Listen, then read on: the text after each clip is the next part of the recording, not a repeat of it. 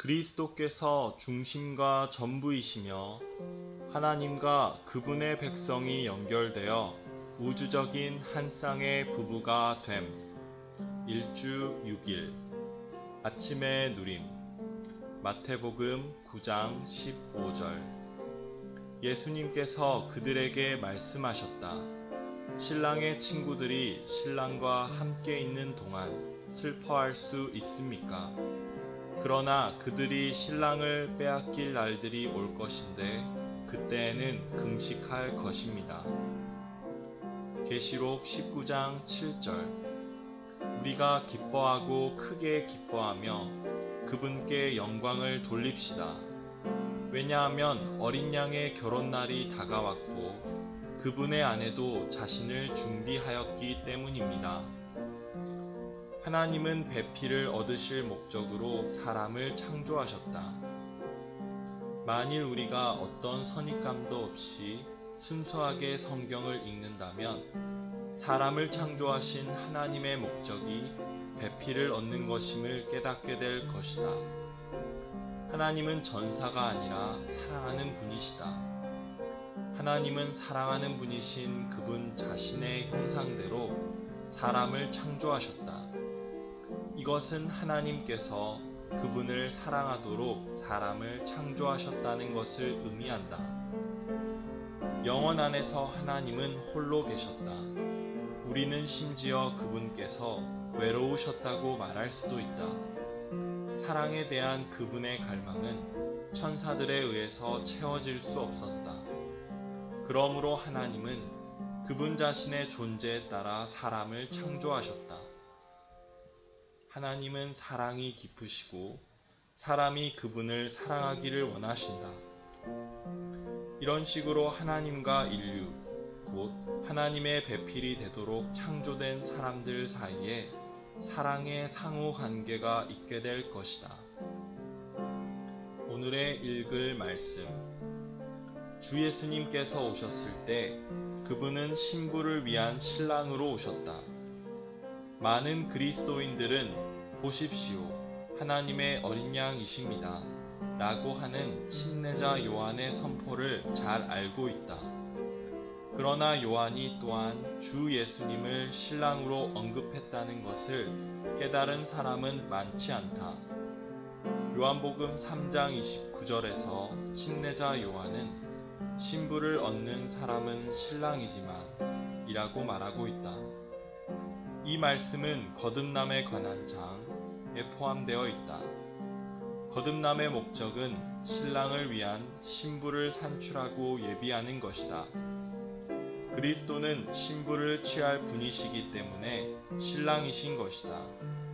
육체 대신 하나님이신 그리스도는 우리의 구속자와 구주가 되기 위해 오셨을 뿐 아니라 우리의 신랑이 되기 위해 오셨다. 마태복음 9장 15절에서 주 예수님은 그분 자신을 신랑으로 언급하셨다. 금식에 관하여 물었던 눈먼 종교인들에게 주님은 신랑의 친구들이 신랑과 함께 있는 동안 슬퍼할 수 있습니까?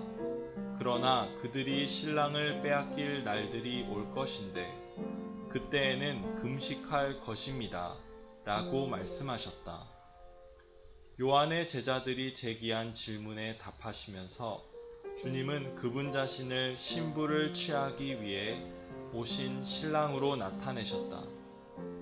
종교인들은 눈이 멀어 그리스도께서 신랑으로 오셨다는 것을 볼 수 없었다. 우리의 눈이 열려 신랑으로 오신 주님을 보는 것은 너무나 중요하다. 주 예수님은 교회를 그분의 신부가 되게 하시려고 교회를 거듭나게 하신다. 주님은 신성한 생명과 신성한 본성을 가진 신랑이시다. 우리가 그분의 신부가 되고자 한다면 우리 또한 반드시 신성한 생명과 신성한 본성을 가져야 한다. 이것을 위해 거듭남이 필요한 것이다. 이러한 생명과 본성을 소유하지 않고서는 결코 그리스도의 배필이 될 수 없다. 요한복음 3장에서 우리는 거듭남이 우리에게 그리스도의 신부가 될 자격을 부여하는 것을 볼 수 있다.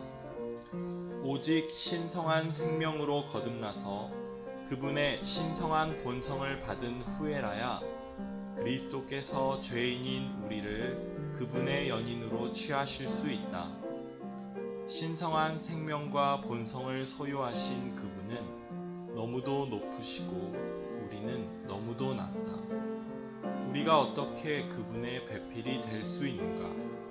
이것은 오직 거듭남을 통해서만 가능하다. 우리는 거듭남을 통해서 또 다른 생명, 즉 신성한 생명을 받는다. 이 생명 안에서 이 생명에 의해 우리는 그리스도의 배필이 되고 그분께 어울리는 자격을 갖게 된다.